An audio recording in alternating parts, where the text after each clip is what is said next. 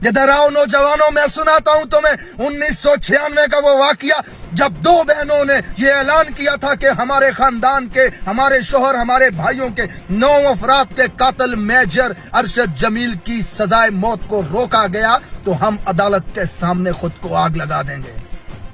जज साहब के कान पे जूं तक नहीं रेंगी। जस्टिस ऑफ सुप्रीम कोर्ट ने सजाए मौत को रोका और फिर पाकिस्तान की फिजा ने वो दर्दनाक मंजर देखा जब दो बहनों ने खुद को आग लगाई, झुलस के मर गई उस आग में, और उनके जिस्मों से उठता हुआ धुआं अदालत के अंदर जाके कमरे में जज के मुंह पे चपेड़े मार रहा था कि खुदा ने तुम्हें इस मुल्क में सबसे मुअज्जज और इज्जतदार और सबसे ताकतवर ओहदा दिया है, फिर किसके बूट की ताकत के नीचे लेटे हुए उसके मुंह को देख करके तुम फैसले करते हो इस मुल्क में। अरे अपने खानदान के 9 मकतूलों को इंसाफ देने के लिए 2 जवान बहनों को खुद को आग लगानी पड़ी। किस में जुर्रत है इनसे सवाल पूछने की? वो मेजर अरशद जमील जिसने फौजी दस्ते के साथ मई जिंदों की जमीन पे कब्जा करने के लिए उसके 9 अफराद को घर से उठा के दरिया सिंध के किनारे पे ले जाकर के गोलियां मारी, और अगले दिन GHQ से ये बयान जारी हुआ कि राह के दहशतगर्दों को मार दिया गया। वजीर आजम और आर्मी चीफ ने यूनिट को जाकर के इनाम दिए। ये तो बाद में सहाफियों की तहकीकात से पता चला कि मेजर अरशद जमील वडेरे के साथ मिलकर मई जिंदों की जमीन पे कब्जा करने के लिए उसके घर के अफराद को अगवा करके के जाके कत्ल करता है। अरे कौन है इस मुल्क में इनसे सवाल पूछने वाला? आज 80,000 लोग मरवा दिए दहशतगर्दी में, ड्रोन हमलों में, बम धमाकों में, गोलियों में। किसने पूछा आज तक इनसे सवाल? आज जिस कब्रिस्तान में जाएं आप, वहां पे 50 कब्रों के ऊपर पाकिस्तान का झंडा लहराता हुआ आपको नजर आएगा। मर रहे हैं फौजी रोज दहशतगर्दी में। आज तक 1 इंच जमीन पे हमने कब्जा नहीं किया, किसी मुल्क में जाके बमबारी नहीं की, किसी के साथ हालत जंग में नहीं है हम, फिर भी हमारे लोग दहशतगर्दी में मर रहे हैं। किस में जरूरत है सवाल पूछने की इनसे?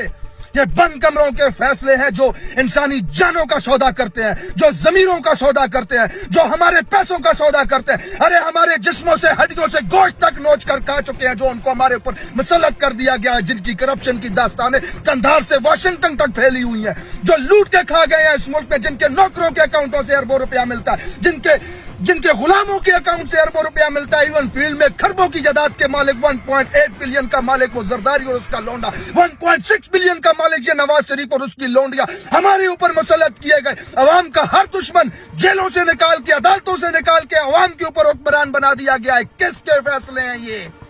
कौन जा सकता है इनके खिलाफ? आज 22 करोड़ अवाम अगर इमरान खान को मोहसिन समझती है, अगर उन्हें लगता है कि यह शख्स हमें भूख से निकाल सकता है, उन्हें लगता है कि यह शख्स हमें गुर्बत से निकाल सकता है, उन्हें लगता है कि यह शख्स हमें बैनुल अक़वामी दुनिया में इज्जत दिला सकता है, उन्हें लगता है कि यह शख्स हमें गुलामी से आजाद करवा सकता है, तो करने दो अवाम को अपनी मर्जी का फैसला। मत करो हमारे ऊपर मुसल्लत अपने फैसलों को। बात करते हो हमारी हड्डियों से गोश्त तक नोच के ले जा चुके हो, ट्रक के पीछे हम आटे के लिए लाइनों में मर रहे हैं। आज ये बंद कमरों के फैसले थे, जिनके बाप का मुल्क था, जो इनके फैसलों के खिलाफ कोई खड़ा ना हो सका, तो आज हम इस हालत में हैं।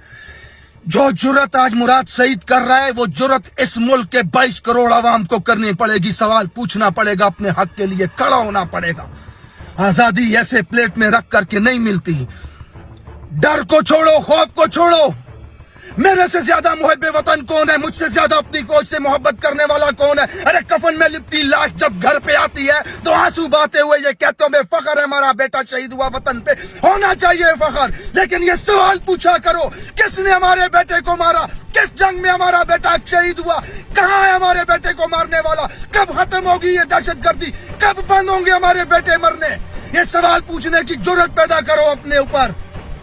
बंद कमरों के फैसलों ने आज मुल्क को इस हाल में ला दिया कि इस मुल्क का जज, रिस्पेक्टेड जज, जिसको रब ने वो ओहदा दिया है कि कयामत के दिन सबसे ज्यादा सवाल तुमसे पूछा जाएगा। जज साहिबान, किसकी फोनों के ऊपर फैसले करते हो तुम इस मुल्क के अंदर?